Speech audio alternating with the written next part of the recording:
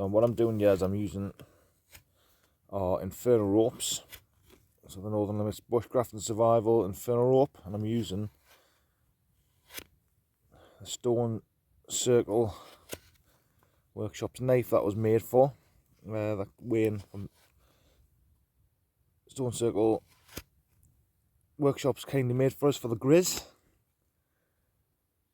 And I'm going to use ignition necklace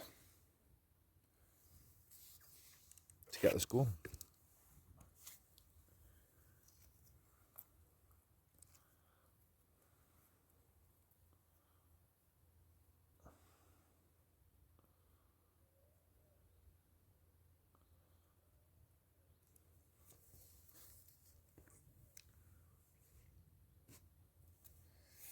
So as anything, we've always got to prep your ferro, get all the carbon oxidized material off it, just so you've got a best chance.